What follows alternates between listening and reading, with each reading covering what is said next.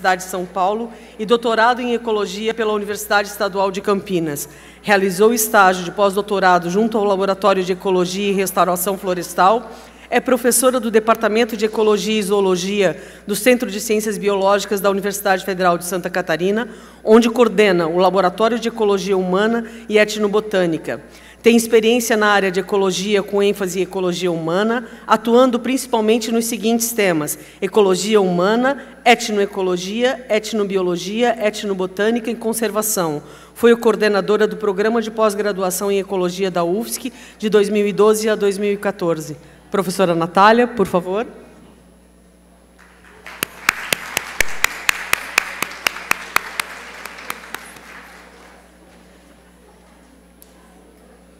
Nossa, uma próxima palestrante, a engenheira agrônoma Juliana Koenig Duarte. Juliana é natural de Tubarão, Santa Catarina, engenheira agrônoma formada pela Universidade do Sul de Santa Catarina, extensionista rural da IPAGRE desde setembro de 2002, trabalhou no projeto piloto do programa Microbacias 2 em São Lugero e atuou no projeto SC Rural, também no referido município, onde somaram-se 10 anos no trabalho de extensão.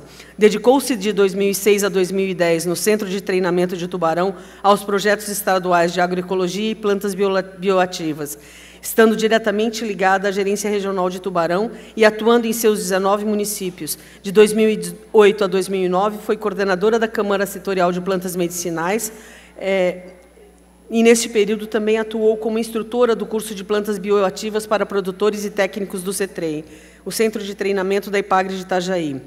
Entre os anos de 2008 a 2010, foi membro do CEPORG, Comissão Estadual de Produção Orgânica, e atualmente é extensionista no Escritório Municipal da IPAGRE de Laguna e instrutora no eixo humano do curso. Junto com a engenheira agrônoma Juliana, nós gostaríamos de convidar 2 produtores rurais que vão dar uma colaboração. A produtora Silvete Matujac Koskrevski e o produtor Antônio Biancato Alberton. A produtora Silvete é produtora de orgânicos, de hortaliça e de plantas medicinais em Laguna, e o senhor Antônio, mais conhecido como Tony para nós, é produtor de hortaliças e medicinais em Grão-Pará.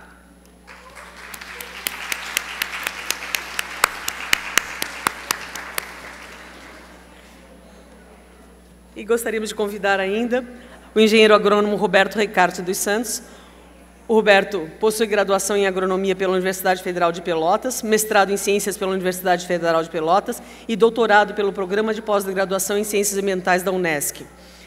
A tese, avaliação de sistemas de cultivo convencional orgânico como indicadores na produção de cumarina e micânia aglomerata e genotoxicidade. Foi professor adjunto da Universidade do Extremo Sul Catarinense, tem experiência na área de agronômica com ênfase em fertilidade do solo e adubação, atuando principalmente nos seguintes temas: recuperação ambiental e áreas degradadas, atuou na gestão de extensão universitária como assessor acadêmico de extensão da Pró-Reitoria de Pesquisa e Extensão da UNESCO, participou de projetos de extensão no projeto Fitoterapia Racional, em parceria com a Pastoral da Saúde durante 15 anos, e nas áreas de gestão ambiental, comunitária e produção agroecológica de plantas medicinais.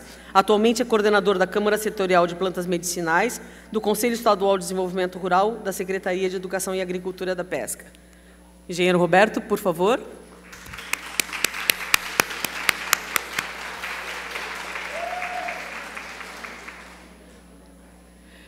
Lembrando que cada palestrante tem em torno de 20 minutos para fazer as suas colaborações, né? Nós poderemos, então, dar sequência aos trabalhos agora, iniciando com a doutora Natália. Por favor, doutora Natália, faça uso da palavra. Os slides para mostrar lá embaixo. Aqui a gente... Acho que é melhor, né? Vamos assistir lá de baixo? Ela vai projetar? Acho que é melhor, né?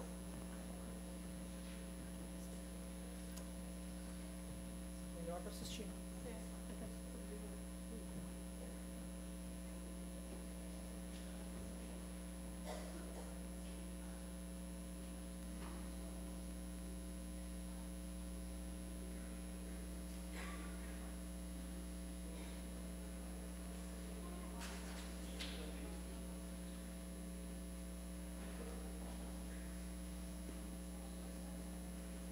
Oi, boa tarde a todos e a todas.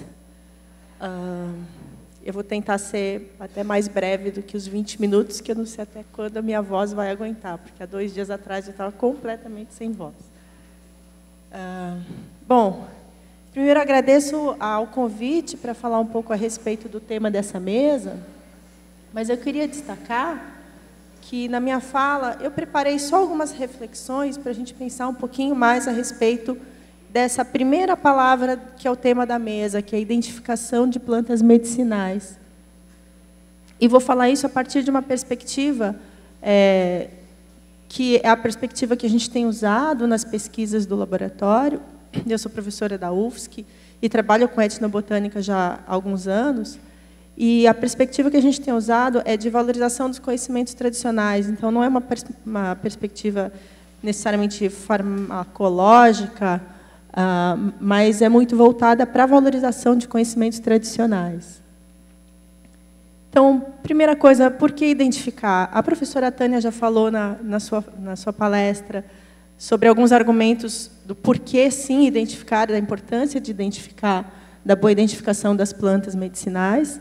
E aqui nesse slide eu coloquei só alguns argumentos para reforçar, né? Primeiro, evitar o uso inadequado de uma planta, evitar a divulgação incorreta ou imprecisa de informações, evitar conclusões equivocadas sobre as propriedades de uma planta ou sobre a sua ecologia, sobre seus usuários, né? E por que é importante identificar? Porque plantas diferentes podem ter propriedades fitoquímicas diferentes, vão ter consequências diferentes para a saúde humana, né? Então, tem muitas plantas que são muito parecidas morfologicamente, né? Algumas a gente consegue diferenciar observando caracteres macroscópicos, morfológicos, mas a nossa biodiversidade tem um potencial enorme, né? Mas também representa um desafio enorme, porque nem todas as plantas a gente vai conseguir distinguir pelos caracteres morfológicos.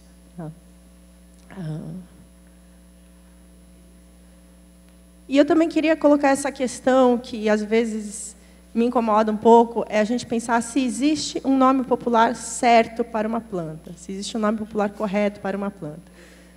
E eu vou dizer para vocês que, dependendo do enfoque que se dá para o estudo de plantas medicinais, é necessário que a gente utilize aquilo que a gente entende como um nome popular correto para uma planta. Mas, em outros casos, a gente precisa estar muito atento para valorizar a diversidade cultural e valorizar conhecimentos que muitas vezes são dinâmicos, tá? É muito comum que aconteçam algumas confusões em relação aos nomes populares das plantas e a sua identificação botânica, porque a gente pode ter uma situação, por exemplo, onde uma espécie botânica é denominada por mais de um nome popular. Então, uma mesma espécie pode ter nomes diferentes, tá? Por exemplo, aqui a gente tem uma erva baleeira ou caramona, já ouvi vários outros nomes para essa planta também, e que tem um nome científico, né, que é a Varronia curaçávica, mas os sistematas também, os taxonomistas, também vão revisando as classificações botânicas e esses nomes vão mudando. Então, mesmo na literatura, a gente encontra como Varronia curaçávica, como sinônimo de Cordia curaçávica, já encontrei como Cordia verbenácea. Então, a gente vai ter uma variação grande de nomes também na identificação botânica, porque essas identificações vão sendo revistas com o tempo. Tem um segundo caso, onde a gente pode ter diferentes espécies botânicas, espécies totalmente diferentes, mas que são conhecidas pelo mesmo nome, né? Que é aquela questão bem comum com a cidreira, né? Cidreira pode ser o capim-cidreira, pode ser a erva cidreira, mas, de maneira geral, às vezes as pessoas falam cidreira e você não sabe se estão se referindo ao capim ou à erva cidreira. E, às vezes, a gente pode ter ainda outras situações onde diferentes variedades da mesma espécie, ou seja, a mesma espécie botânica, podem ser reconhecidas com nomes populares diferentes. Então, tem uma variação, tem uma diversificação muito grande na maneira de se dar nomes às plantas, popularmente, mas também tem variação, as classificações botânicas elas não são fixas, tá? Elas também são periodicamente revisadas pelos botânicos que estudam a taxonomia sistemática dessas plantas.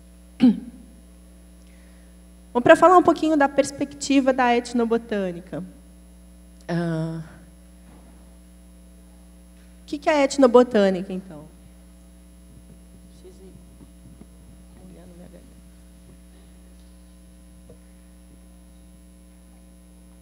Essa é uma definição bastante abrangente de etnobotânica, da década de 90, que fala da etnobotânica como estudo das interações entre pessoas e plantas em sistemas dinâmicos. Tá?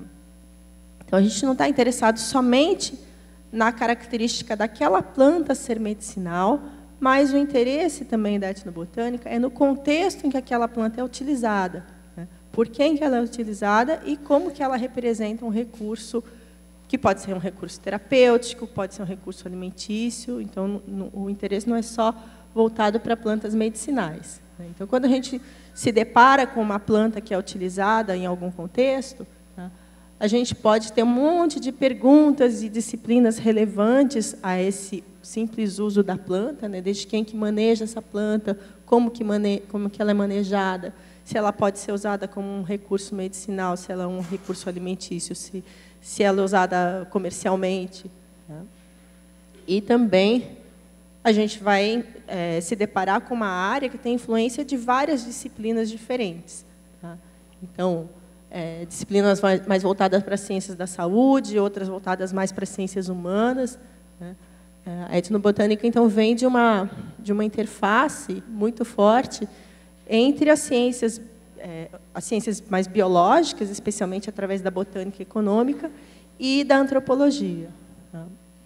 Então, as plantas medicinais, no seu contexto de uso, para além de compreender quais são as plantas medicinais usadas e para que elas são usadas, é importante a gente compreender o contexto cultural no qual o tratamento e cura vão ocorrer. Tá? Então, nesse sentido, na abordagem etnobotânica, o conhecimento e os saberes locais estão em primeiro plano. Então, esse contexto cultural, tratamento, doença, cura. Tá? Então, nem sempre a eficácia farmacológica da planta vai ser o elemento primordial das pesquisas etnobotânicas. Tá? E se tem uma ênfase muito grande na valorização da diversidade cultural. Tá? Eu sei que isso gera uma série de problemas para quem está interessado, essencialmente, na eficácia farmacológica das plantas medicinais, que são reportadas em estudos etnobotânicos. Tá? Mas, como eu falei para vocês no slide anterior, é uma área que tem influência de várias áreas do conhecimento diferentes, que vão ter suas metodologias, suas perguntas diferentes. Então, comumente, na abordagem etnobotânica, quais são os procedimentos usuais? São os estudos que envolvem entrevistas para saber sobre o uso de plantas, envolvem a coleta de informações sobre os usuários, né, para a gente compreender o contexto cultural onde ocorre o uso dessas plantas, e envolve coleta e identificação de plantas. Para essa identificação das plantas, né, as técnicas usadas são as mesmas técnicas que os botânicos utilizam para identificar as plantas. Né? A gente precisa coletar as amostras das plantas, de preferência com material reprodutivo, ou seja, com flor e com fruto. Esse material é prensado, a gente leva para herbários, compara com o material que já é material testemunho nos herbários. Muitas vezes tem que consultar especialistas, mandar para os especialistas para ter a confirmação da identificação científica dessas plantas. Aqui um exemplo dessa variação na forma da gente lidar com os nomes das plantas. Isso aqui é uma planta cujo nome científico é Jacaratia spinosa. Tá? Existem alguns usos medicinais associados a ela, mas especialmente usos alimentícios. Tá? Nomes populares que a gente encontra na literatura em português, né? Mamãozinho do mato, jaracatiá, é uma espécie arbórea. Mas a gente tem vários outros nomes indígenas aqui, só representando as 3 etnias indígenas aqui do sul do país, né? Os Caingangue, Xoclen e os Guarani. Cada grupo identifica e nomeia essa planta com uma denominação diferente. Bom, existe, então, um único nome popular correto para uma planta? Né? Existe um nome certo para essa planta? Né? Se eu voltar nesse slide aqui, tá? Por exemplo, eu não sei falar Xoclen, tá? Mas um professor de Xoclen, que foi colaborador nosso, ele ensinou para a gente que a tradução desse nome em Xoclen é alguma coisa parecido com mamão. Então, é uma forma parecida com o que a gente usa para dar um nome em português, né? Mamãozinho do mato. Então, tem um nome popular correto para a planta? É certo chamar aquela planta de mamãozinho do mato? Ou de jaracatiá? Ou de catogog? Né? Tem algumas plantas que a gente sabe que variam menos. Tá? Essa planta aqui dessa imagem é uma que a gente sabe que tem menos variação no nome popular atribuído a uma determinada espécie botânica. Né? Acho que todo mundo conhece aqui o alecrim. Né? Mas aí, para além da gente considerar a variação que pode existir na forma de dar nomes populares, dependendo do grupo que dá o nome, se são agricultores, se são indígenas de uma etnia ou de outra etnia, se são pescadores, se são seringueiros e assim por diante, a gente também tem que considerar a variação individual no conhecimento. Às vezes as pessoas dão nome para as plantas, nomes diferentes, porque aqueles nomes fazem um sentido diferente naquele seu contexto. Tá? Então, a gente também vai ter que considerar essa variação. Tá? E os nomes, geralmente, que a gente vai encontrar mais consolidados para as plantas, são nomes que são baseados em consenso. Né? Por que a gente considera que, por exemplo, várias mentas são chamadas de hortelã?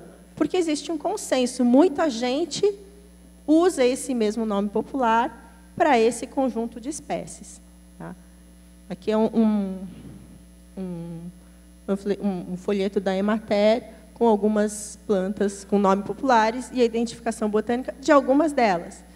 Algumas espécies vão aparecer como SP. A própria menta aqui está aparecendo como menta SP. Né? E isso é uma imprecisão do ponto de vista de identificação botânica, porque a gente não sabe qual espécie é exatamente. A gente sabe que é uma menta, mas qual espécie a gente não tem certeza. E isso pode ser um problema. Tá? Vou ilustrar com 3 estudos. Tá? Na verdade, eu vou passar o primeiro. Esse primeiro, vou bem rapidamente, foi um estudo feito com base em listas de plantas medicinais conhecidas e usadas em 2 bairros aqui de Florianópolis, na Costa da Lagoa, no Sertão do Ribeirão, e uma comparação com a lista do RENISUS, né, que é a lista oficial de plantas medicinais de interesse ao sistema público de saúde. O que é importante desse estudo? O que a gente percebeu?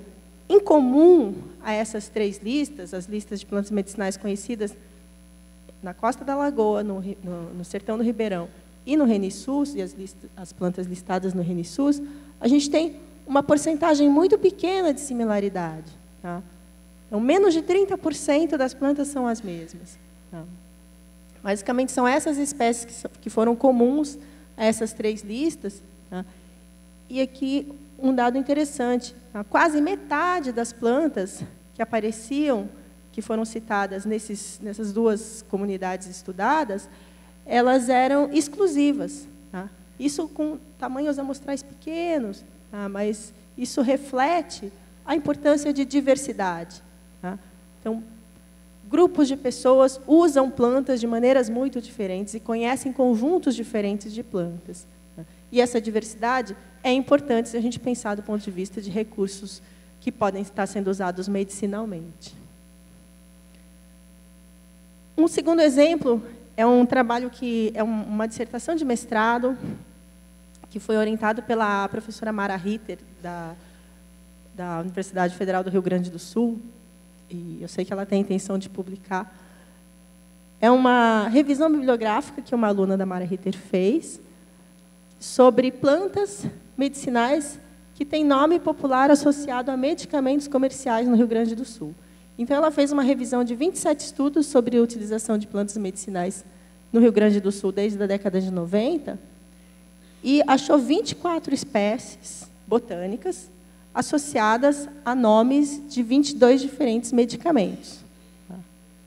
Por exemplo, plantas chamadas de anador, aspirina, troveran, dipirona, inflavina, novalgina, ampicilina, aqui mais um tipo de anador, cataflã, aqui a insulina, Vic, Buscopan. Então, existe todo um conjunto de plantas que são denominadas localmente, em diferentes contextos, com nomes de medicamentos.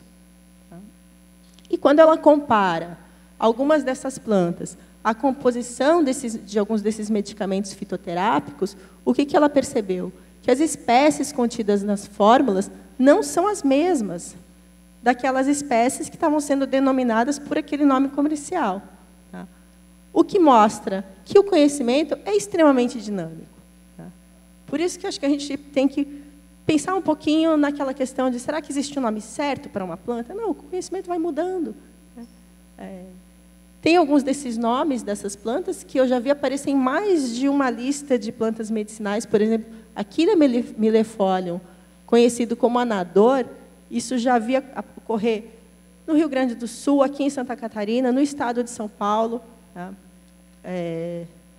Num estudo que foi feito na Bahia também, isso apareceu de maneira recorrente. Então, os nomes vão mudando. O conhecimento é dinâmico. E, por fim, um estudo que está em andamento, inclusive com alguns colaboradores, alguns parceiros desse estudo, são da Unesc, de Criciúma, né? O professor Robson e a Patrícia, que é uma doutoranda de Criciúma.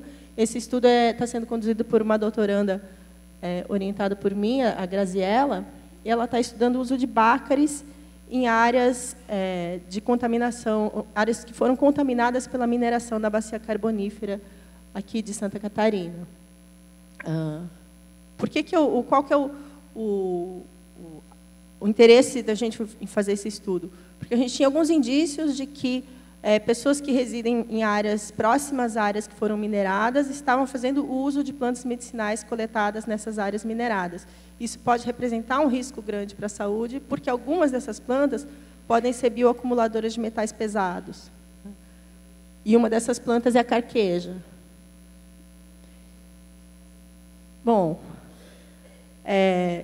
a Grazi e vários alunos que ajudaram no projeto dela fizeram uma série de entrevistas em todos os municípios da bacia carbonífera, próximo a Criciúma, e encontraram, sim, que existe uso de carqueja. Tem pessoas que, são poucas pessoas, mas tem algumas pessoas que fazem uso da carqueja coletada em áreas que foram degradadas pela atividade de mineração de carvão.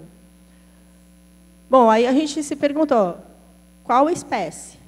Qual carqueja? Vocês sabem que espécie é a carqueja? Quem conhece a carqueja aqui? Bastante gente acha que conhece. Eu também achava que conhecia a carqueja, antes da gente pensar em fazer esse estudo. Tá? A gente bate o olho, está andando na mata, está andando em qualquer terreno, com alguma alteração, e bate o olho numa planta que tem esse jeitão, a gente fala, é carqueja. Que espécie é?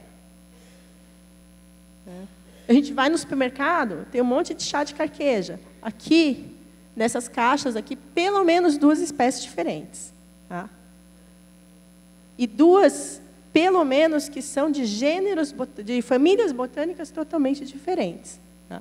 Essa carqueja da caixinha laranja é uma carqueja fabricada em Portugal. Um chá de carqueja fabricado em Portugal. Em Portugal, a carqueja é uma fabácea, é essa espécie aqui. Tá? Aqui no Brasil, carqueja pode ser um monte de bácaris diferentes. Tá? Para a área da bacia carbonífera, ali onde a Grazi está trabalhando, a gente tem pelo menos 5, talvez 7 espécies diferentes do gênero bácaris. Tá? Essas são só algumas, tá?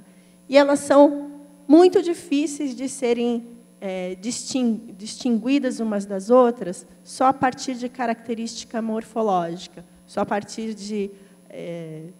do jeitão externo da planta, ou do número de ramificações, da quantidade de flores. Tá? Muitas delas, as características que são necessárias para a gente diferenciar uma espécie da outra, são aquelas características que você precisa ter a flor, olhar a flor na lupa, tá? Fazer contagens de estruturas dentro da flor, para saber que é uma espécie ou que é outra espécie. Tá?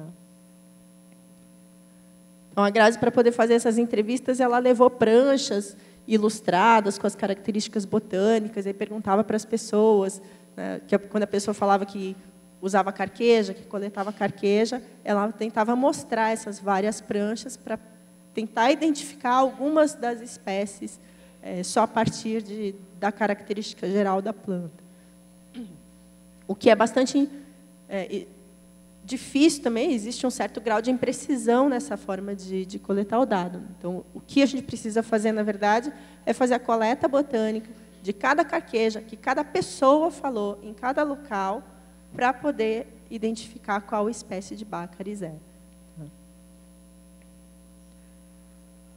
Então, felizmente, pelo que a gente tem lido, muitas dessas espécies prováveis de Baccharis que ocorrem nessa área não têm muitas diferenças fitoquímicas, mas a gente não sabe quanta diferença do potencial de acumulação de metais pesados, né?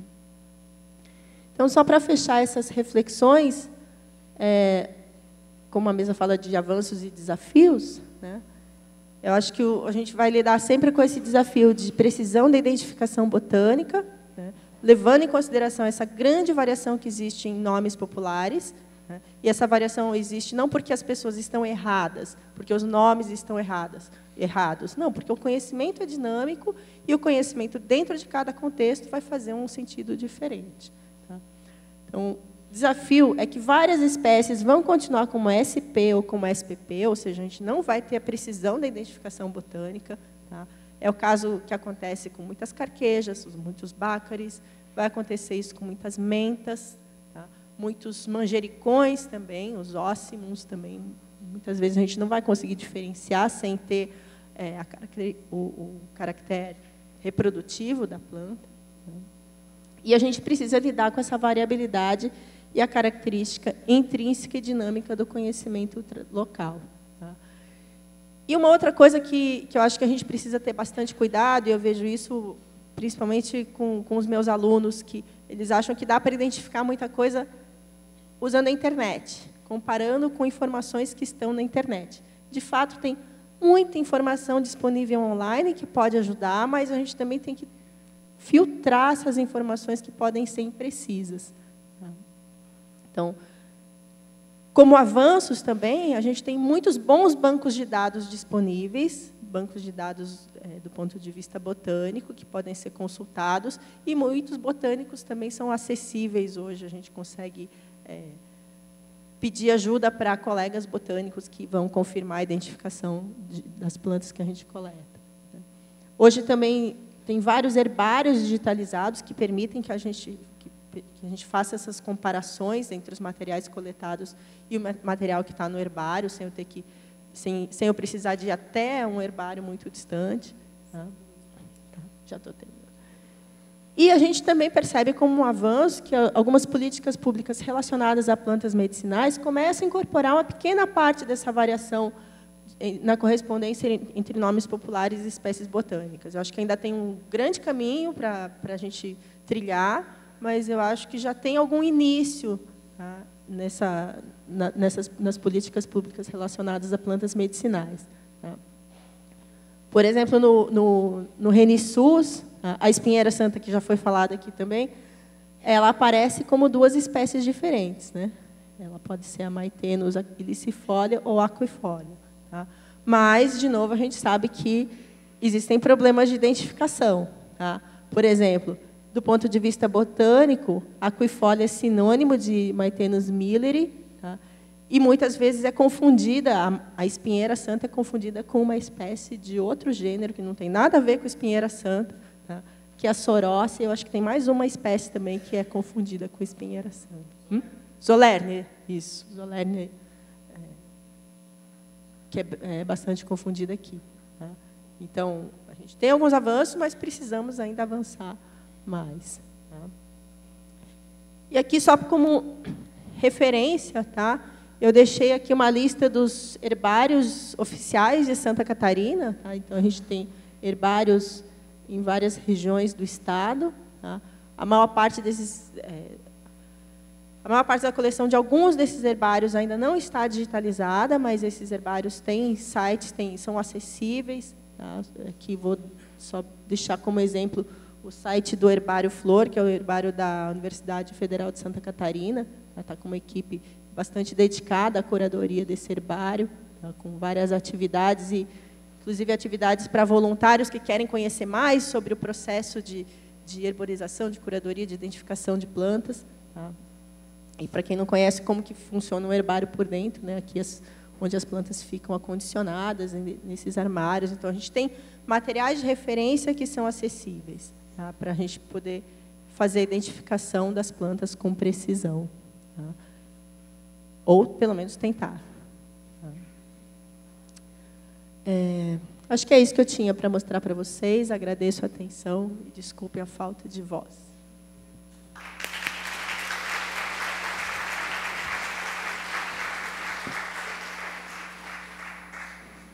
Bom, na sequência, então, a engenheira agrônoma Juliana.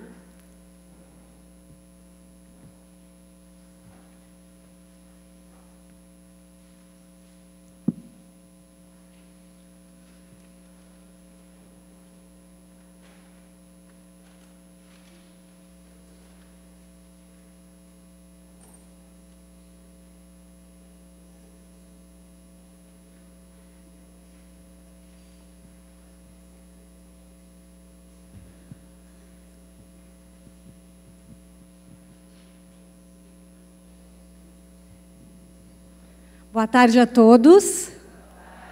Então, eu sou Juliana, sou engenheira agrônoma, atualmente trabalho na EPAGRE de Laguna. É uma honra estar aqui hoje, na Jornada Catarinense de Plantas Medicinais e Fitoterapia. A gente vê tantos rostos conhecidos, tantas pessoas que marcaram a nossa trajetória profissional. Eu não poderia deixar de citar, né, os meus professores que marcaram até a minha afinidade com o tema, a professora Fátima Quequeto, o professor Silvio Dalfenbach, a professora Kátia Mara, que está aqui coordenando a Associação Catarinense de Plantas Medicinais, e o meu farol dentro da IPAGRE, que eu não posso deixar de citar, é o engenheiro agrônomo Antônio Amauri da Silva, né, que sempre foi o nosso farol, e que hoje não está mais, mas que fica essa lembrança e todo o legado de pesquisa que ele deixou dentro e fora da IPAGRE, então não poderia deixar de fazer essa referência. Eu convidei a Silvete e o Tony, até pediria para eles sentarem mais aqui na frente, porque eu vou consultar vocês aqui durante a minha fala, que são agricultores que têm tradição no cultivo orgânico, no cultivo de plantas medicinais, há muito tempo. Então, desde que eu comecei a trabalhar com isso, desde que eu estava na universidade, os dois já trilham essa caminhada. Aqui no auditório, eu queria que levantasse a mão se nós temos mais produtores de plantas medicinais que produzem. Levantem a mão.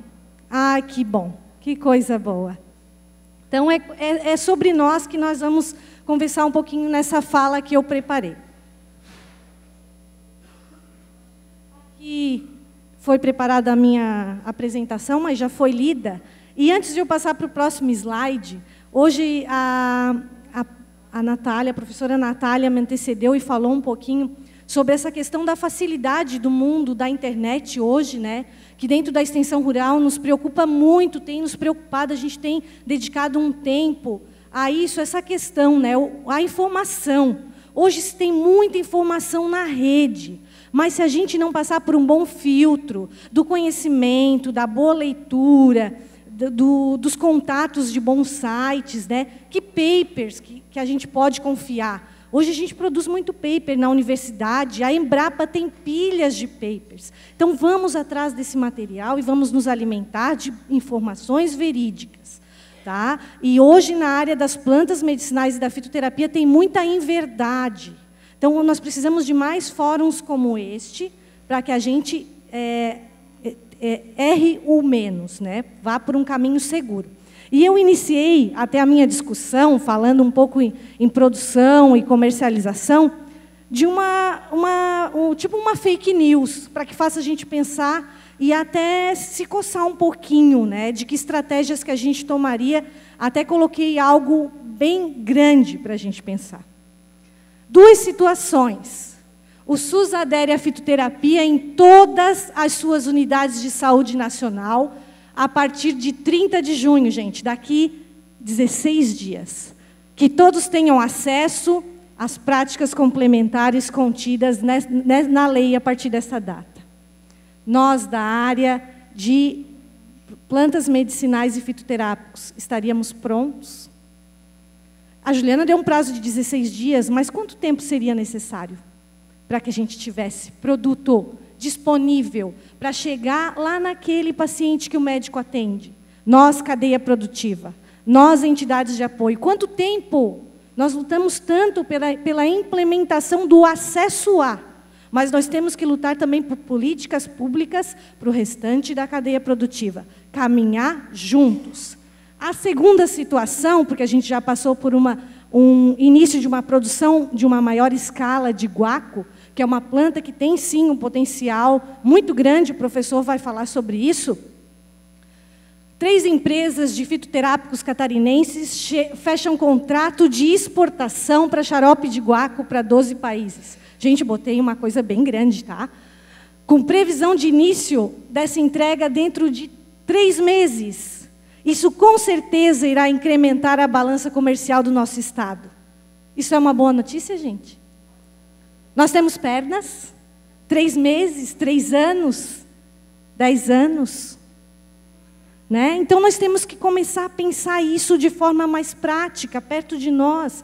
Pensar as políticas públicas, que bom que nós temos o nosso legislativo, estamos na Casa Legislativa hoje. Chamar os membros do Executivo Municipal, Estadual, se nós realmente queremos ver isso uma realidade. É hora de a gente ampliar esse diálogo, e eu trouxe algo assim, mais fantasioso, mas que a gente pense um pouco sobre isso. Né? A que passos a gente caminha? Então, nosso grande desafio, ampliar o uso de fitoterápicos atualmente, depende de 3 fatores. Na minha visão de extensionista, pode ter muitos outros. A confiabilidade, que nós estamos ganhando espaço, com bastante pesquisa, com ensaios médicos, ensaios clínicos, reformulações, né, adendos nos textos da farmacopeia, né, em todo o material que a gente tem, está se ganhando confiabilidade. A questão da eficácia, que vem sendo comprovada, muitas plantas já se tem, ensaios, repetições, se pode usar com segurança. E a questão que vem para a nossa área agronômica, nossa área de produção, que é o fornecimento continuado de matéria-prima vegetal. E, principalmente, não só se ter, né, vou citar o guaco mais uma vez, 1 tonelada, 2, 3 de guaco, mas se ter guaco com princípio ativo e não só uma massa verde. Produzir volume pode ser até algo fácil, mesmo nas plantas medicinais. Mas produzir com quantidade e qualidade, aí a gente já tem que conversar um pouco mais e ser mais eficiente no que faz. Então, ali eu botei a questão das substâncias farmacologicamente ativas, os princípios ativos. Aqui eu até coloquei, é mais um questionamento, porque às vezes eu fico lá no escritório, converso com a Silvete, com o Tony, algumas coisas ficam na minha cabeça martelando. Temos número suficiente de produtores para atender a demanda? Estamos organizados? Eu botei quantidades grandes, mas vamos pensar em pequenas quantidades hoje para suprir a indústria de fitoterápicos do Estado. Sabemos quem nós somos? Quantos nós somos? Quantos produtores de plantas medicinais nós temos, Cissa? Nós sabemos? Onde que nós estamos? Temos disponibilidade de produto? E a sazonalidade? Né? Quando que se produz camomila? Quando que se colhe calêndula? Então, o mercado está sabendo dialogar com a gente, que tem a época, que é um produto sazonal, que tem a época de colher, que ali a gente vai ter uma safra grande e vai ter épocas que não tem, e eu vou ter que disponibilizar, se for no SUS, isso o ano inteiro, eu não posso ter só na safra? Iremos levar em consideração os riscos ao meio ambiente? Exemplo, né, se a gente falar em uma erva baleeira, nós temos ela endêmica no nosso litoral, né, uma quantidade até grande hoje, mas e se nós formos desenvolver um fitoterápico, e daqui a pouco a gente tiver pessoas desenvolvendo extrativismo sem regras, em vez de a gente trabalhar um manejo sustentável? A gente está disposto a pagar esse preço ambiental? É isso que nós queremos? É essa forma que nós queremos ter um fitoterápico na prateleira? A questão também de descaracterizar umas áreas que já estão em regeneração para se fazer lavouras, daqui a pouco, de plantas medicinais. Qual é a nossa estratégia? Temos controle de qualidade e padronização? Eu não vou me dedicar muito tempo, mas outros palestrantes já falaram sobre isso. uma vez que a gente começa a produzir com finalidade de sair da porteira, quando a gente fala de uma propriedade rural, nós temos compromissos com qualidade, com quantidade, né? Compromissos com princípios ativos. Então, a gente tem que pensar.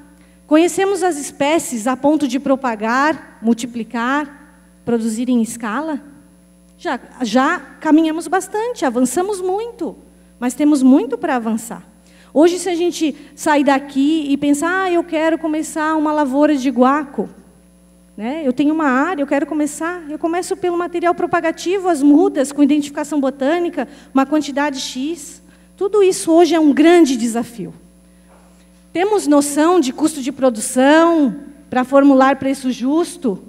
Aqueles que conhecem e estão utilizando essas técnicas, né? Esse diálogo sobre preço vem só do mercado para o agricultor, é do agricultor para o mercado? Vai haver um momento em que a gente vai travar um diálogo às claras? Como é que vai ser essa relação? O que faremos com relação às amostras de produtos disponíveis no mercado?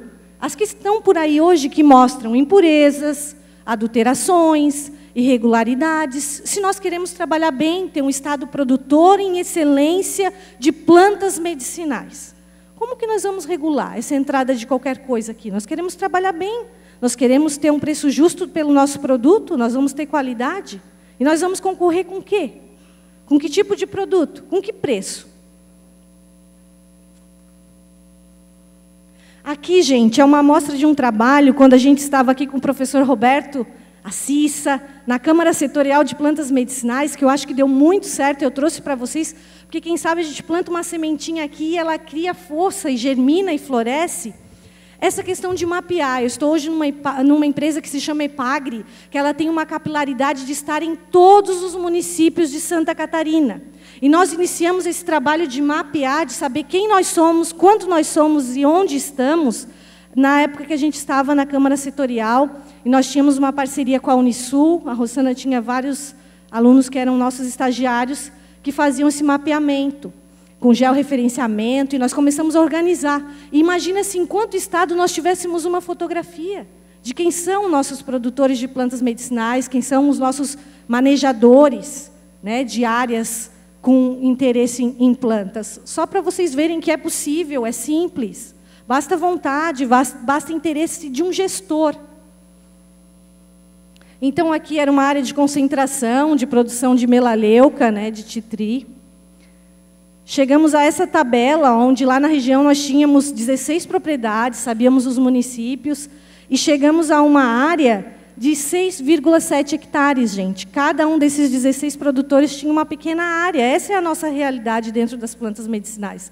A não ser dentro do novo rural, empresários que vêm para a área rural e vão empreender, as nossas áreas são pequenas, né? São áreas conduzidas dentro da permacultura, dentro da produção orgânica, dentro da agroecologia. Então, essa era a nossa foto naquela época.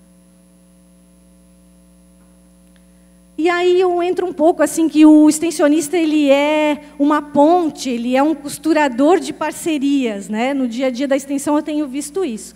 E a gente circula muito nessas entidades de apoio, que são as universidades, que são as entidades de capacitação, são as ONGs, são várias entidades de apoio, e a gente circula aqui dentro do cenário das plantas medicinais entre o cultivo orgânico e entre o manejo sustentável. Dentro do manejo sustentável, entraria as populações tradicionais, ribeirinhas, pescadores, quilombolas, áreas indígenas, áreas de tradição por etnia, né, que preservam esse valor, esse conhecimento tradicional. E dentro do cultivo orgânico, a gente teria alguns desafios que são a domesticação, os sistemas viáveis para a agricultura familiar. Nem tudo que a gente pensa em produzir é viável, né, nem tudo vai ser interessante, aquela família vai conseguir trabalhar. E a questão do foco que a gente vai ter, o consumidor final ou a indústria, né? E temos as questões que já foram debatidas de legislação com relação ao registro, né? Produtos registrados no Ministério da Saúde, da Agricultura, isentos de registro. Aqui nós temos, né, já um norte, que é a cartilha de orientações gerais para cultivo de plantas medicinais, que deve ser o livro de prateleira de quem produz e de quem orienta essa produção. seja um núcleo de extensão da universidade ou seja uma entidade como a IPAGRE, vai estar com isso aí embaixo do braço, orientando os agricultores. Aqui a questão da pesquisa, né, que a gente tem dentro da IPAGRE uma área que é da pesquisa, e que trabalha principalmente a domesticação de espécies nativas e o desenvolvimento de técnicas de cultivo. E a gente vê que, às vezes, as entidades acham isso moroso, demora muito tempo, envolve muito recurso, né? E a aplicabilidade disso, né? Então, a extensão também está aqui, né? Essa ponte fazendo o elo, de fazendo com que esses papers, essas pesquisas que chegam a uma finalização, cheguem até a Silvete e o Tony, para que eles apliquem, ou que chegue demandas deles, lá do cultivo que eles já estão fazendo, para esse pesquisador, dizer, nós precisamos de resposta para isso. A gente precisa que vocês olhem e nos deem resposta. Né? Lá no campo nós estamos necessitando. Então, 5 minutos, já vou passar, nem deixei a Silvete e o Tony falar. Então, assim, hoje a gente tem esse cenário, né, multi-institucional e multidisciplinar, e trabalhar com plantas medicinais e fitoterápicos é isso mesmo. Vou passar rapidinho, então, porque o tempo... Só para me mostrar umas fotos para vocês. Então, um cultivo aqui de calêndula lá na Silvete, né? Aqui era a área de melaleuca, na época que a gente trabalhava fortemente lá na região. Esse cultivo é lá na Cissa, né, Cissa? Os ilang-ilang pequenininho ainda. Cultivo de guaco tutorado que a gente fez ali em Tubarão. Aqui foi um diálogo e um início, né, de trabalho com a aldeia Tecoá Marangatu, ali em Maruí, vendo o que eles poderiam estar desenvolvendo e trabalhando, qual era o interesse deles. A questão da comercialização, eu vou deixar que a Silvete e o Tony falem, então, porque eu já falei bastante. Né? Pode ser? Boa tarde. É um prazer também, a gente se sente muito feliz estando participando aqui com vocês. Essas fotos que a Juliana falou, tudo que ela falou ali, a gente já estava com um bom passo, mas eu até hoje fico me perguntando por que não deu seguimento. Eu não estou mais plantando aquela quantidade ali de calêndula. Na hora de vender, um trabalho que é todo artesanal, vocês acham que R$25 1 quilo de calêndula seca? É para quê? Não, a gente é explorado. Aí, na época, guaco, a plantação ali, eu cheguei a secar 25 quilos de guaco para minha amiga, que nas fotos apareceu, que é a Ermeli. Ela disse assim, não tem condições. De repente, nos puxam o tapete, a gente não soube por que o projeto não andou mais. E ela assim, o que eu vou fazer da minha vida? Que plantava fumo, muitos agricultores plantavam fumo e era para sair. Mas desse jeito não dá, a gente não tem um apoio. A gente precisa de políticas públicas, precisa de apoio. Aí muda governo, muda tudo. Não tem, a gente não tem toda a culpa. Aí, na época, eu até participei de uma outra jornada que foi na UFSC. Aí o pessoal do laboratório disse assim, a gente não produz porque não tem matéria-prima. Aí eu disse assim, gente, é muito fácil jogar toda a culpa nas costas do agricultor, mas quem passa dias de frio, sol, chuva, e fica ali cuidando daquele produto sem colocar nada de agrotóxico, e a secagem perfeita para ter um produto bom, de qualidade, que tenha os componentes bioativos que a planta precisa ter. Não adianta chegar e empurrar uma planta lá, uma camomila, ou uma calêndula, numa secadora, e botar lá 50, 60 graus, sei lá, torra. Mas aí o que está? Onde é que está a vida daquela planta? Não tem. Mas a gente não tem ainda um apoio. Eu me senti assim explorada. Eu disse, vou plantar pouco para vender para os amigos e vou continuar plantando alface, brócolis na parte da agricultura. E baleira, mas se o negócio entrar, eu amo isso. Tanto que eu disse assim, não, parece que está no sangue. Quem gosta realmente, como vocês estão entendendo o que eu estou falando. Porque é diferente plantar lá no quintalzinho para fazer um xaropinho para o amigo, para o neném da vizinha, alguma coisa. Mas para plantar comercial, a gente tem que sobreviver. A gente tem conta para pagar. E na hora de pagar, tem que se virar. Então, é complicado. Mas força a gente tem vontade, a gente tem garra para voltar. Eu estou lá com a minha secadora parada, mas assim, se tiver um estímulo, gente, eu adoro, eu amo fazer isso. Aí a gente pede ajuda.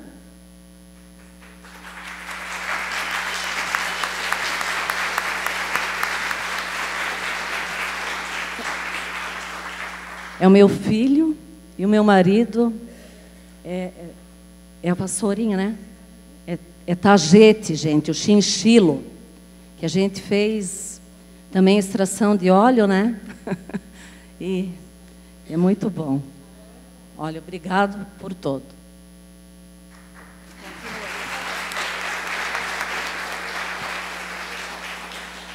Boa tarde a todos. A minha família já planta, a gente trabalha com plantas medicinais há 20 anos. Cada ano que passa eu fico mais assim motivado e também admirado olhando a história, o começo da história, as dificuldades que a gente passou, né?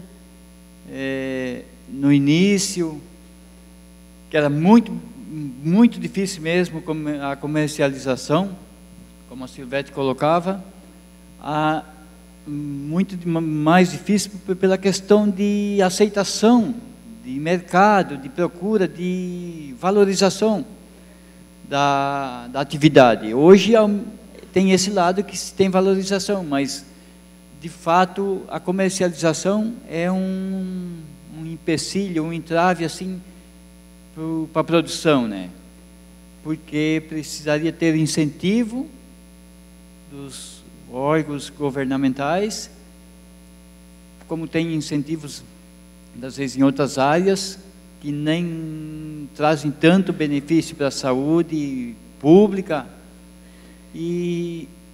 porque requer muita mão de obra, né, nessa atividade de plantio das plantas. A pessoa faz por opção, por gosto, por gostar, além de pensar só na questão financeira, porque a nossa família aprendeu a economizar, a gastar menos, a valorizar outros recursos que tem na natureza para sobreviver, né? Mas graças a isso também a gente hoje tem uma visão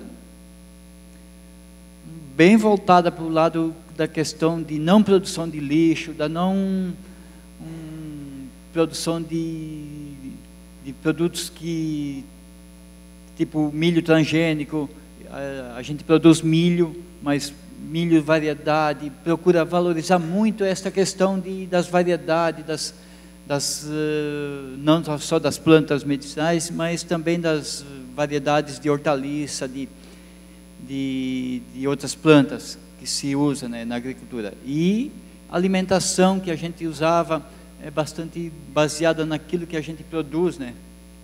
Então, eu olho para trás a minha história junto com os 2 filhos e a esposa, que a gente continuou porque adotou um hábito um pouco diferente, usando até outros recursos bons para tratamento, como argila, água,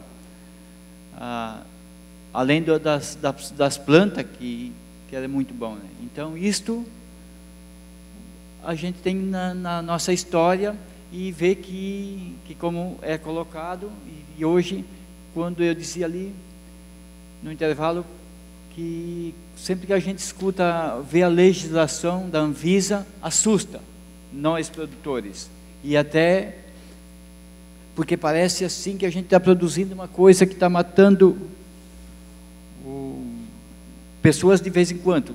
Claro que tem todo o cuidado da conhecimento das variedades da planta, na indicação, muito cuidado precisa. Cada jornada que eu participei, eu passei a ser mais cuidadoso ao receitar uma planta para as pessoas.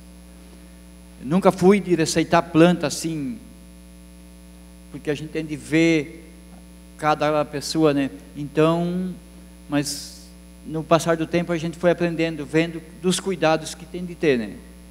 Além de produzir com saber que é aquela planta, mas ao indicar uma planta, mais cuidado ainda, né? Então, era isso que eu tinha de colocar. E muito obrigado.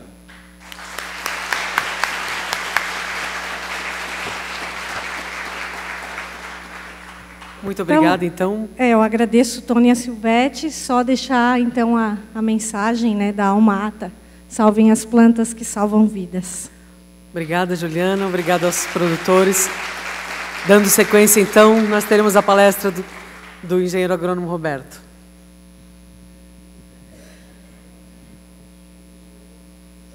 Sim, ele sabe. Eu falei. Olha aqui. Tu tens algum recado no final ou eu posso encerrar? É? Uhum. Eu te chamo. É o último.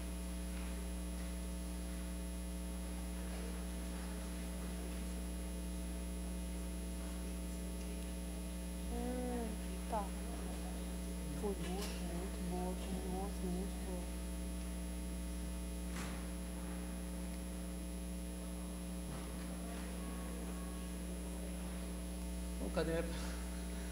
Cadê a apresentação?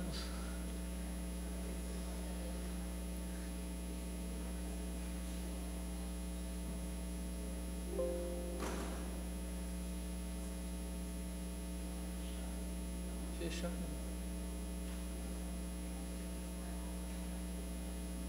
Oh.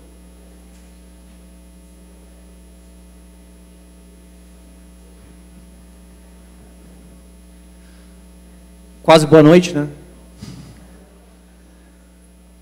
Boa noite a todos, agradeço o convite para falar um pouquinho a respeito de vocês. Eu nunca vi uma mesa que deixou a bola tão redondinha para todo mundo falar, né?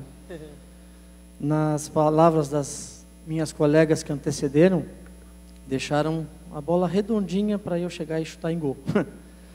Porque falaram da produção, falaram do conhecimento específico das plantas medicinais, do conhecimento da espécie verdadeira. E eu vou falar um pouquinho da produção de guaco, de uma pesquisa que eu desenvolvi e que foi o meu motivo de tese de doutorado.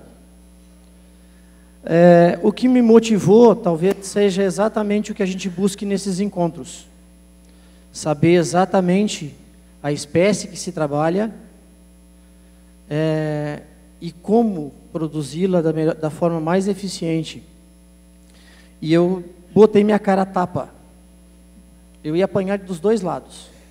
Eu confrontei o sistema produtivo convencional com o sistema produtivo orgânico.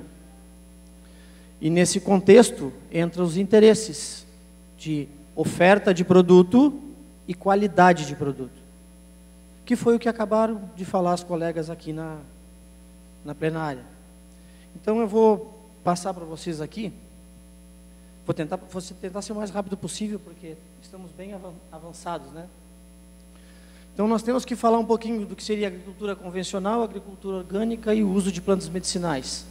A agricultura convencional, todo mundo conhece a história, vem desde a década de 70, de uma tal Revolução Verde, que sobrecarregou o sistema produtivo de insumos altamente pesados e que acabou contaminando o meio ambiente e causando uma série de problemas que todos nós já sabemos.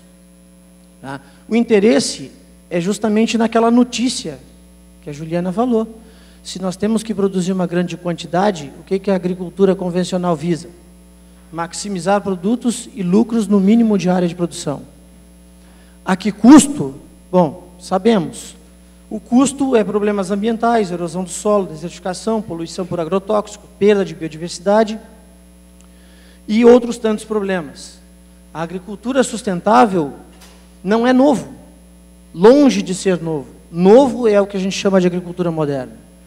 Então nós temos a agricultura sustentável na palavra da agricultura biodinâmica, que surgiu na Alemanha e na Áustria na década de 20, a agricultura natural e a agricultura organobiológica, que surgiu na Suíça e na Áustria na década de 30 e 40, a agricultura orgânica na Grã-Bretanha e Estados Unidos na década de 30.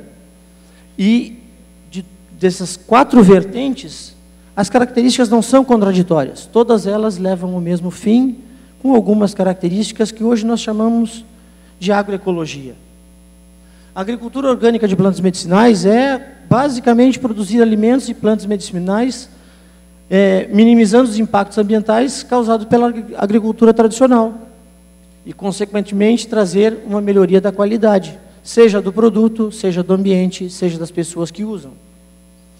A Política Nacional de Plantas Medicinais e Fitoterápicos deixa bem claro isso, né? Atenção à saúde, sustentabilidade e desenvolvimento, né? Fortalecimento da agricultura familiar, que aqui nós tivemos 2 depoimentos, que pelo visto não parece fortalecer tanto. Produção e comercialização de plantas medicinais com qualidade. O uso de plantas medicinais, a Organização Mundial da Saúde fala que 80% da população faz uso de plantas medicinais. O Brasil possui a maior diversidade genética vegetal do mundo, contando com mais de 55 mil espécies catalogadas. Só na Amazônia são 30 mil, sendo que apenas 1% estudado quimicamente. Existe um vasto laboratório a ser desvendado.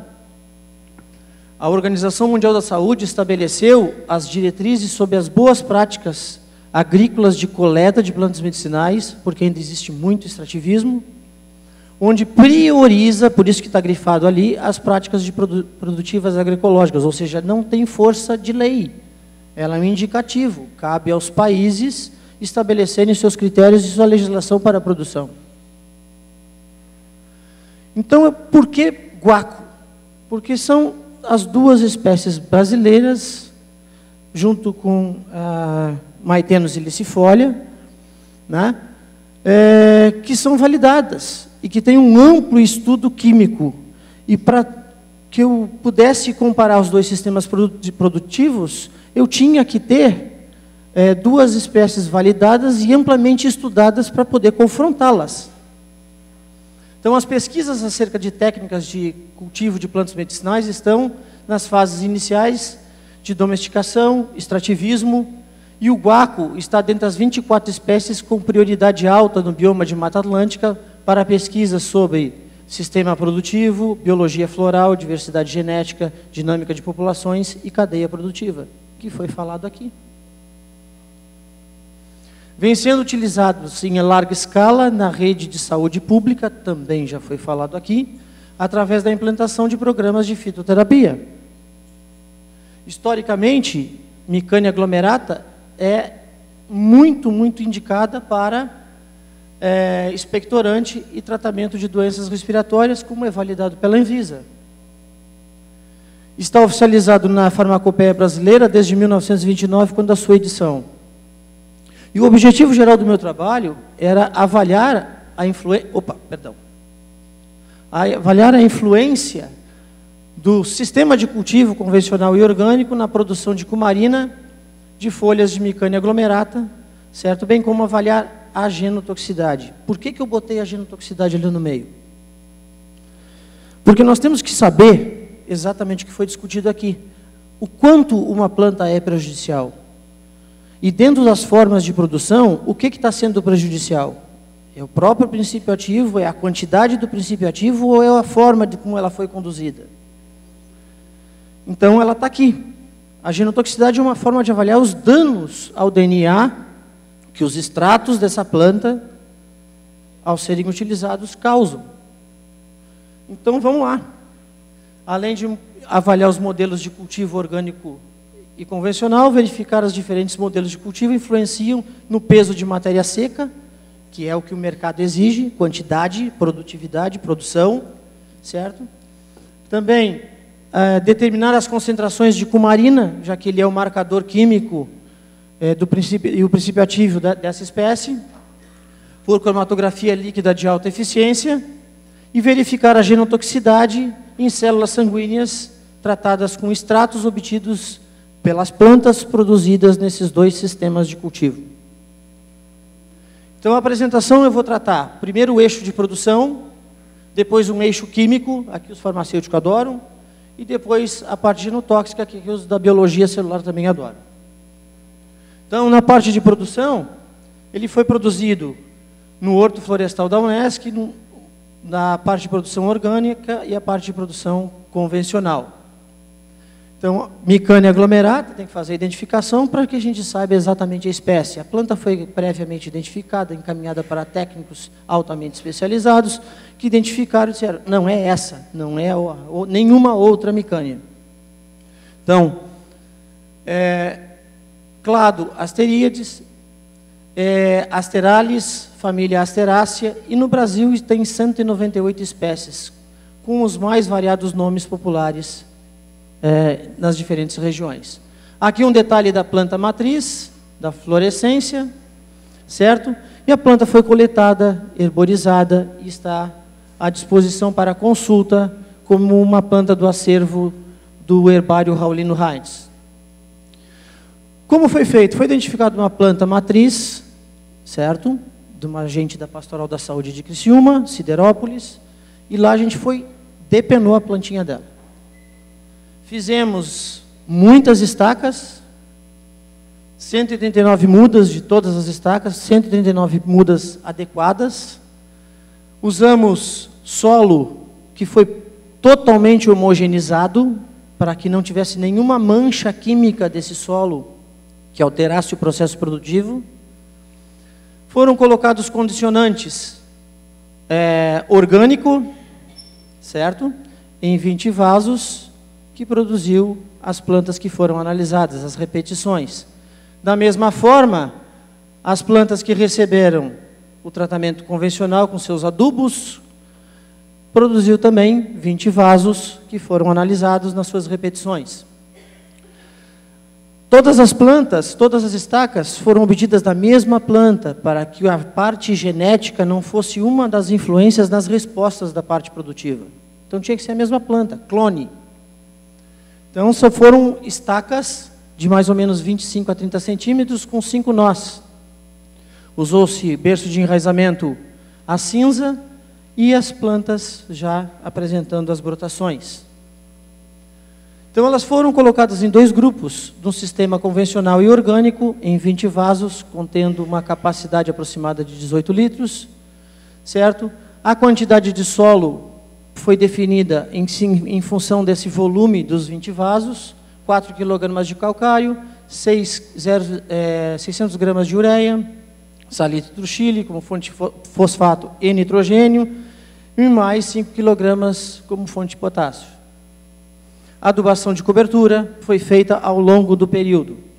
Elas foram produzidas em vasos porque o solo tinha que ser homogeneizado, não poderia ter manchas. E como as plantas foram coletadas com um ciclo curto, os vasos seriam suficientes para produzir dentro do ciclo pretendido.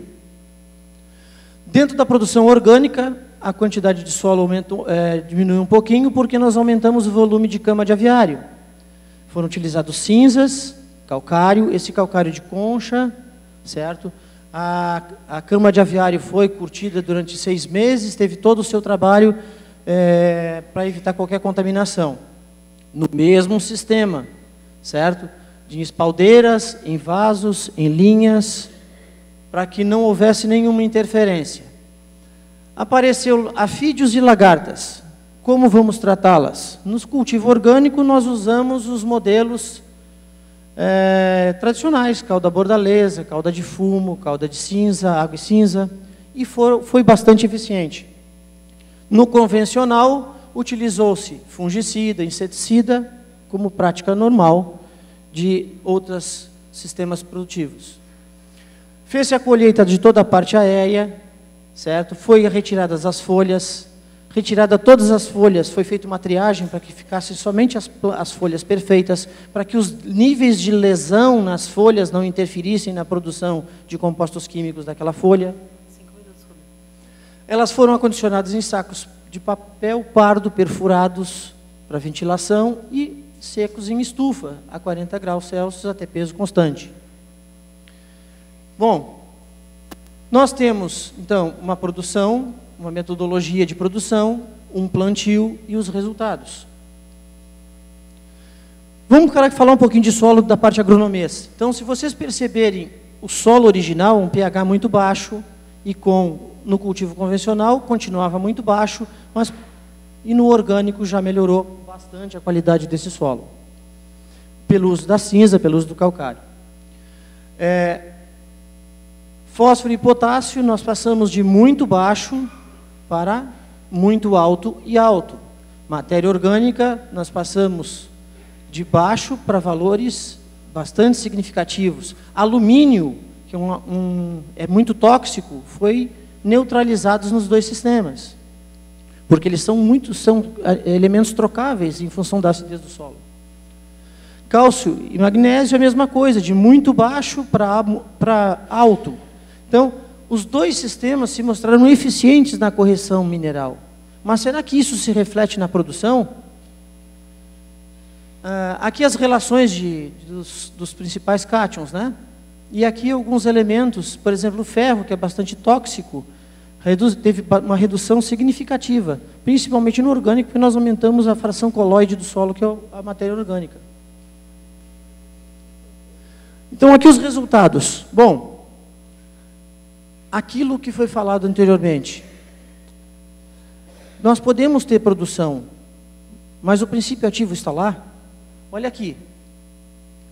Olha a produção do sistema convencional para o orgânico. Não teve diferença na produção de matéria seca.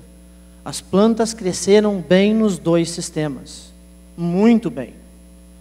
Isso significa dizer que as duas adubações funcionaram perfeitamente para crescimento de planta. Agora, no que diz respeito à concentração de cumarina, o dobro, quando comparado o orgânico com o convencional. O que influenciou aí? O uso dos agroquímicos? Só pode, porque é a única variável diferente no tratamento, no experimento. Bom, eu estou falando que eu quantifiquei a cumarina, deu o dobro. Como é que se fez isso? Aí vem todo aquele quimiquês e todos aqueles processos que a farmácia preconiza. Então, se fez o extrato aquoso, foi para RMN, ressonância magnética nuclear, cromatografia líquida de alta eficiência, determinação da cumarina e os resultados. Então, a primeira coisa que se fez foi a moagem, certo, das folhas. Depois fez a extração por infusão. Por que infusão? Porque é a principal forma de uso do guaco em todas, principalmente pelos usos populares. Maior parte infusão. Então, 50 gramas de folha, maceração por 24 horas, remaceração por mais 24 horas, para que todo o princípio ativo fosse extraído via água do extrato de folhas. Isso tudo aqui, gente, não foi o Roberto que inventou, tudo isso está descrito. Então, eu peguei somente informações validadas e reconhecidas pela Anvisa, certo? Então, depois elas foram liofilizadas, ou seja, eu pego o extrato aquoso, só a água com os seus componentes químicos ali, e congelo numa velocidade absurda, menos 70 e poucos graus. E aí depois eu sublimo isso, ou seja, sai do gelo direto para um extrato seco, sem alteração química, preserva direto a qualidade química do material. Então, eu tenho a menos 75 graus, aí eu tenho a sublimação da água e um extrato seco bruto. Depois eu peso isso, tenho o extrato bruto, vai para análise de Clay, para preparação de amostras para comparação junto à parte genotóxica. Então eu pego, como é que eu faço isso? Como é que eu sei quanto tem dentro de uma planta, de princípio de uma substância química? Comparando com um padrão. Eu peguei um padrão químico e comparei com a micânia aglomerata produzida convencional e orgânico. Certo? E a gente dilui isso em água meliquê, que é para tudo descrito pela Anvisa. Levo para o Clay, certo? E a descrição do aparelho aqui. E lá eu extraio e identifico o tempo de retenção da molécula química. Tudo isso está descrito pela metodologia da Anvisa, certo? Teve vários critérios para validar o processo. Especificidade, linearidade, intervalo, precisão. E aí vamos extrair a cumarina daquele extrato bruto. O que é que nós temos? Como nós fizemos? coluna cromatográfica. Verificamos a existência da cumarina numa camada de cromatografia delgada, certo? E ali nós verificamos o meu padrão químico e a minha cumarina migrando e reluzindo sob luz ultravioleta. E aí eu faço, numa placa preparativa, eu separo tudo que é cumarina. Por que eu sei que aqui está cumarina? Porque eu tenho meu padrão aqui do lado. Isso aqui tudo são outros compostos químicos. Aqui normalmente, aqui são outros compostos químicos, basicamente clorofilas e outros compostos. Então eu tenho ali a certeza que eu consegui tirar da planta a minha cumarina. E sei a quantidade, porque isso é mensurável. E é realmente a cumarina? É, porque foram feitos testes via avaliação química. Então eu usei ressonância magnética nuclear para identificar a presença dos hidrogênios e dos carbonos na estrutura molecular da cumarina. E aqui dá um gráfico como esse, parece um bicho de 7 cabeças, e é, certo? E aqui, ó, está a presença da cumarina. Aqui, a posição dos hidrogênios na estrutura molecular. Aqui, a posição de todos os carbonos nessa estrutura molecular, dentro de todas as minhas amostras, ou seja, é cumarina. Não é nada diferente disso. Eu tenho que comparar com o padrão. Então eu vou lá, pego a minha cumarina sigma e faço um purinha, injeto no meu aparelho, no CLAI, e ele me dá um tempo de retenção da molécula de cumarina que fica em torno de 6,224 minutos.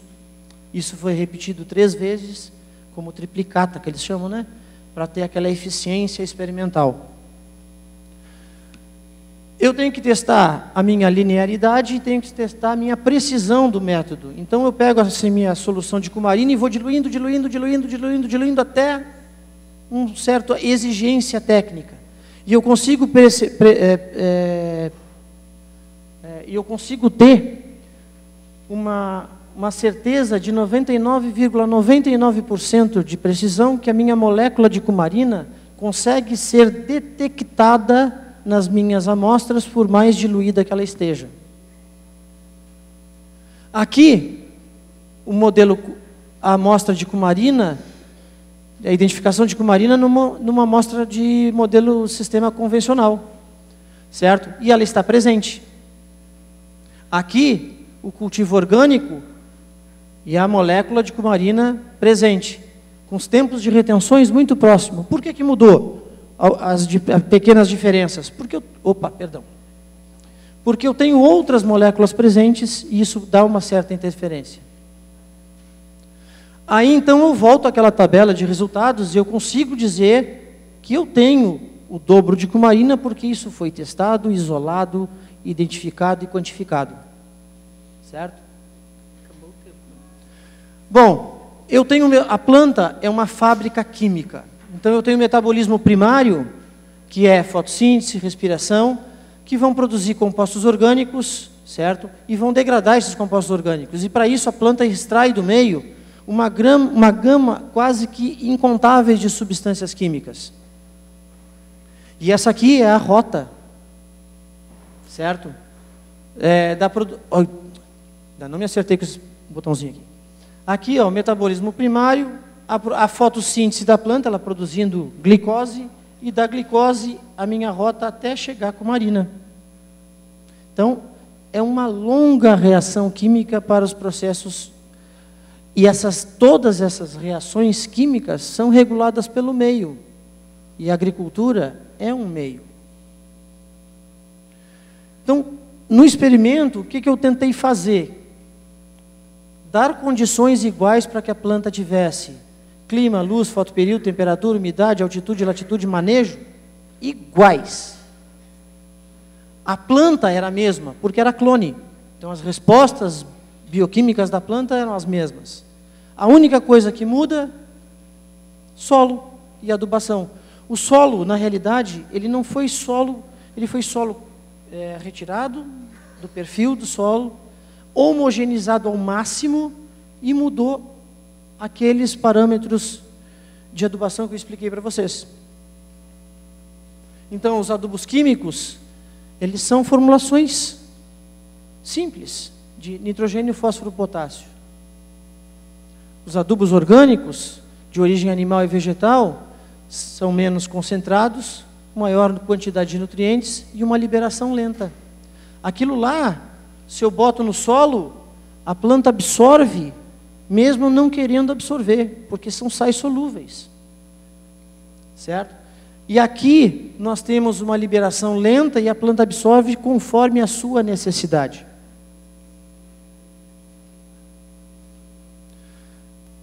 Naquele outro sistema, qualquer um adubo ou qualquer algum elemento que falte ou que seja mínimo, vai impedir que mesmo que eu tenha todos os outros no seu máximo, a planta não vai crescer ou não vai se desenvolver da forma adequada.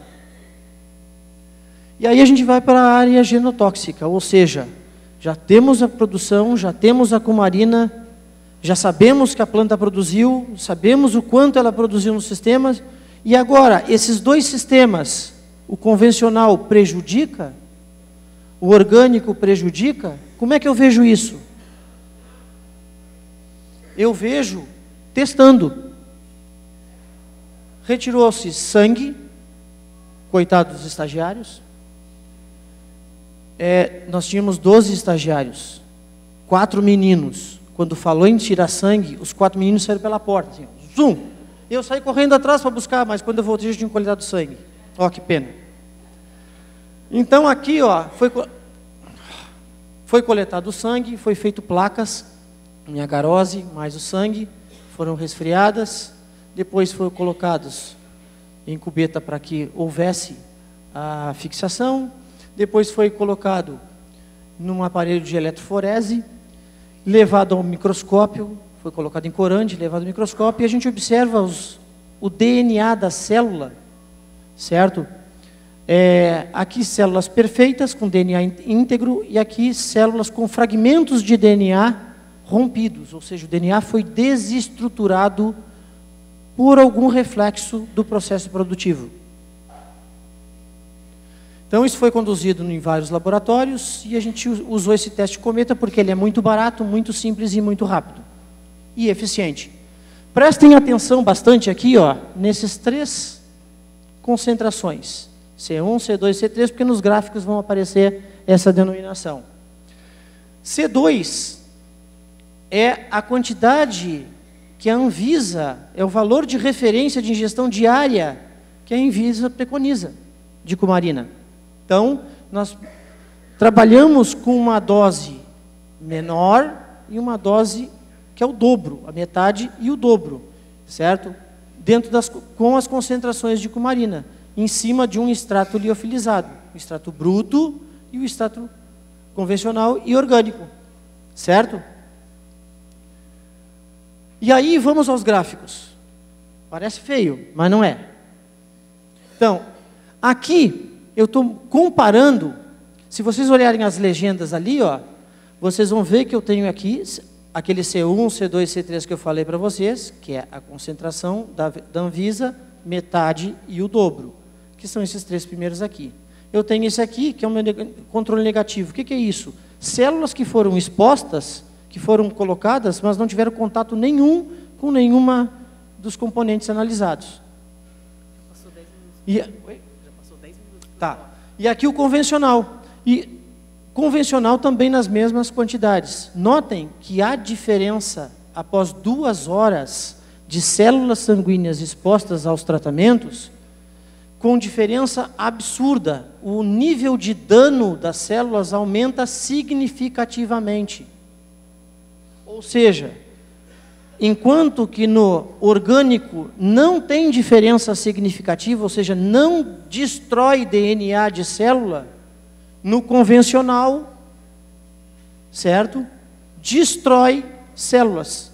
Mas a boa notícia é que volta a se recuperar. Por que volta a se recuperar? Ação reparadora do próprio guaco. Aqui, observamos que o controle negativo, quando comparado, também foi bastante diferente, teve diferença significativa do controle negativo, ou seja, esse dano é causado pela amostra convencional. Aqui, a gente observa que o orgânico, tanto na concentração preconizada pela Anvisa, quanto pelo dobro da concentração de guaco de cumarina utilizada, não teve diferença. E todas elas repararam, certo? Danos celulares. Aqui o convencional. Observem a grande diferença entre uma baixa concentração de cumarina com o dobro da concentração de cumarina no dano de lesão celular. E aqui, gente, é o seguinte, orgânico e convencional. Beleza, aí eu pego a dona de casa, a pastoral da saúde, que tem suas plantas de guaco, que produzem guaco, que não sabem quanto tem de cumarina, porque não fizeram todos esses experimentos que nós fizemos, e que vão utilizar uma certa quantidade de guaco para fazer suas infusões. E não sabem quanto tem de cumarina lá dentro. Então eu quis pegar a quantidade de guaco, desconsiderando a quantidade de cumarina que existia. Certo? E aqui nós observamos, apenas o peso do extrato bruto. E nós observamos mais uma vez que para o orgânico não houve diferença significativa e a pouca lesão que teve, aumento de lesão, pode estar relacionado a uma destruição natural do DNA. A célula envelhece, o DNA se degrada e que o guaco recuperou após 24 horas de exposição das células sanguíneas. Então, ao mesmo tempo que nós podemos afirmar que o tratamento convencional destrói mais células que o orgânico, mostramos que o guaco recupera esse dano. Aqui, esse gráfico, são todas as células que foram submetidas ao controle negativo, orgânico, convencional e por peso de extrato bruto. Todas as células viáveis, ou seja, não teve células que se tornou inviáveis ao longo do experimento. Todas elas estavam em perfeitas condições para serem analisadas. E aí eu concluo, certo? Já dá para vocês terem uma bela de uma ideia do que foi o trabalho e vocês já podem ter conclusões próprias a partir do que foi apresentado. Então vamos lá. Matéria seca não teve diferença. Portanto, o sistema de produção orgânico ou convencional vai produzir aquilo que a indústria quer. Matéria seca e peso. Mas que a indústria farmacêutica não quer quando se trata de concentração de cumarina. O cultivo orgânico de guaco apresentou o dobro da concentração de cumarina, sendo significativamente mais produtivo que o sistema convencional.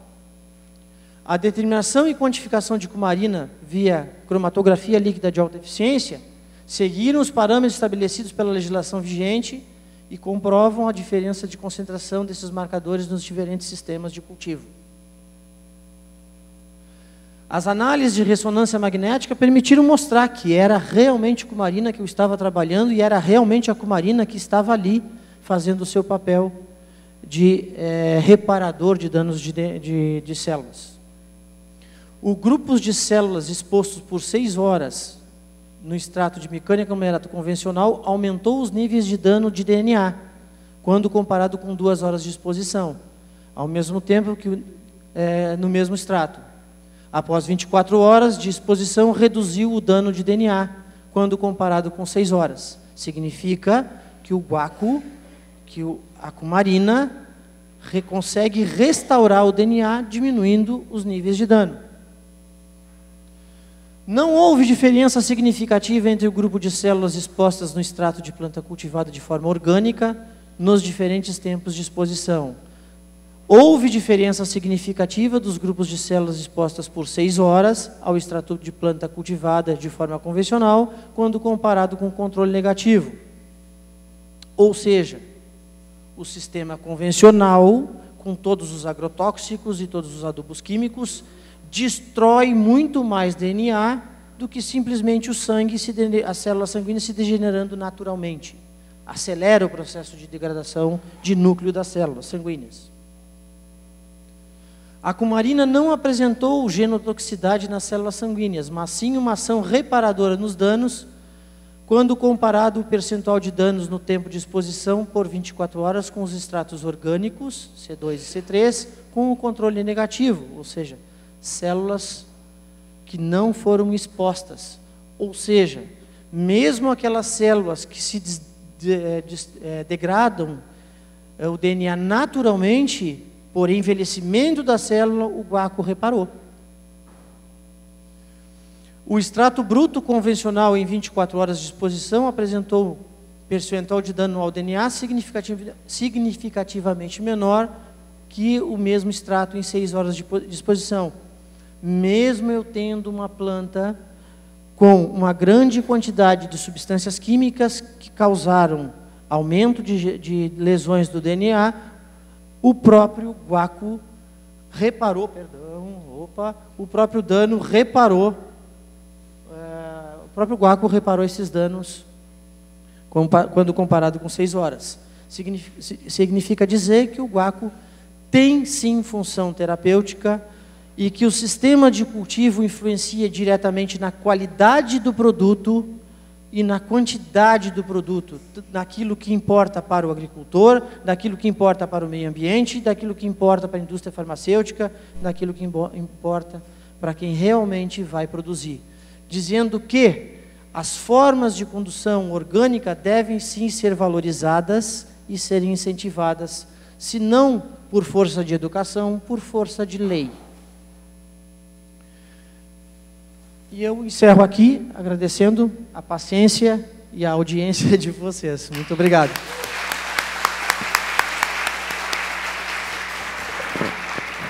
Nós gostaríamos de agradecer a todos os palestrantes dessa tarde.